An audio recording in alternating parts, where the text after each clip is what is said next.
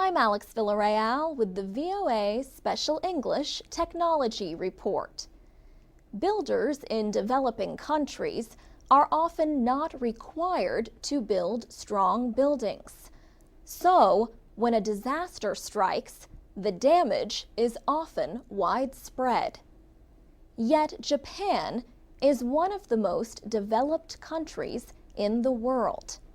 Still, the March 11th earthquake and tsunami waves destroyed more than 14,000 buildings. Brady Cox is an assistant professor of civil engineering at the University of Arkansas. He is also an earthquake expert with an organization called Geotechnical Extreme Events Reconnaissance, or GEAR. The group studies major disasters. Professor Cox says Japan has one of the best building code systems in the world. However, he says, this earthquake was huge, one of the top 5 earthquakes in recorded history. So anytime there is an earthquake that large, there is going to be damage. The quake measured magnitude 9. He says one thing many people don't understand is that building codes are meant to prevent loss of life in earthquakes. That doesn't mean that the buildings won't have major damage.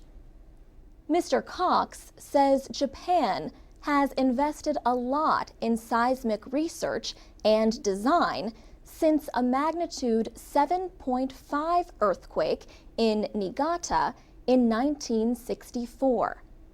That same year, a 9.2 quake shook the American state of Alaska. He says those 2 earthquakes opened up a lot of new research on something called soil liquefaction. Soil liquefaction is the process by which the strength or stiffness of soil is weakened by an event like the shaking of an earthquake. The soil begins to move like liquid.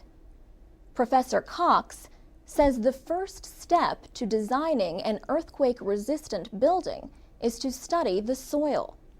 Then, the structural engineers take that information and decide the details of the construction, such as, is this going to be a steel structure?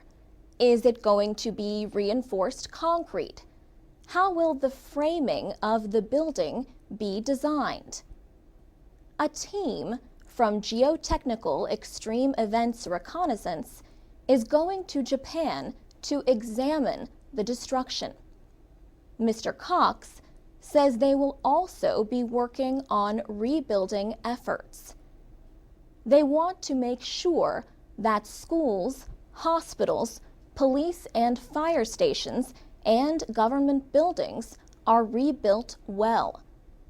Mr. Cox and other members of GEAR went to Haiti after the powerful earthquake last year and continue to work with Haitian officials.